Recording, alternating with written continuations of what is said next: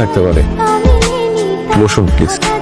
উনি আপনার পাশে থাকবে বলে তো আপনি আমাকে আপনার পাশে থাকতে মানা করেছিলেন, তাই না? না নেই, মানে আমি আমার কিডনিটা দান করেছি আমার একমাত্র ছোট বোনকে। আমাদের 4 ভাইয়ের 1 বোন। ছোটবেলা থেকে বাবা মা খুব কষ্ট করে বড় করেছে আমাদেরকে।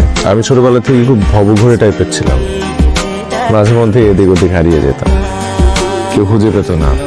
পরিবারের কোনো কাজে আমাকে কেউ কখনো খুঁজে পায়নি, তাই আমাকে পরিবারের কেউ বেশি একটা পছন্দ করতো না। কারণ ওই যে পাঠ্য বইয়ের চাইতে গল্প উপন্যাসের প্রতি ঝোঁক বেশি ছিল আমার। আমাদের সব ভাইরা খুব ভালো অবস্থানে আছে, সবাই এস্টাবলিশড, শুধু আমি ছাড়া।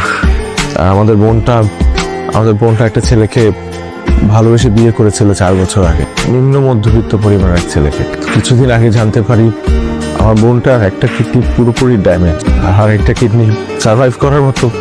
তুই জানেন আমাদের ভাইয়েরা ছোট বোনটার এই কথাটা শোনার পর কেউ এগিয়ে আসেনি, কোনো সহযোগিতা করেনি, আর্থিক সহযোগিতা, মনস্তাত্ত্বিক সহযোগিতা, কোনো কিছু। আমি একজন ভালো মানুষকে ভালোবেসেছিলাম। এখন আর ভালোবাসেন না? ভালোবাসার পর তো কখনো শেষ হয়, চাওয়া আর পাওয়ার পর শেষ হয়। আপনার ভালোবাসার মানুষের কথা শুনে পরে আমি আমার বাবাকে বিয়ে ঠিক করতে পারি, আর সেটা অলমোস্ট ঠিক হয়ে গেছে।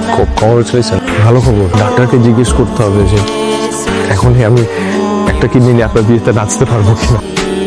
আমি কি শেষবারের মতো আপনাকে একটা জায়গায় নিয়ে যেতে পারি? আপনি তো দূরে গিয়ে নেন। হ্যালো, আমাকে পছন্দ করি। আমাকে ভালোবাসেন? রাশি, আমাকে বিয়ে করবেন? যদি বিয়ে করতে চান তাহলে এখনই আমরা কাজে অফিসে যাবো, আর যদি না চান তাহলে আমার সাথে কথা বলা তো দূরে, আমাকে কখনো দেখবেন না। আমরা কেউ কখনো কারো চেহারা দেখবেন না। আপনি সোজা আমাকে সামনে থেকে চলে যাবেন। এই যে পরি ম্যাডাম, আপনি এখন ওদিকে ঘুরে আছেন কেন? আপনি ওদিকে ঘুরে থাকলে তো মনে হবে আপনি আমাকে বিয়ে করতে চান না।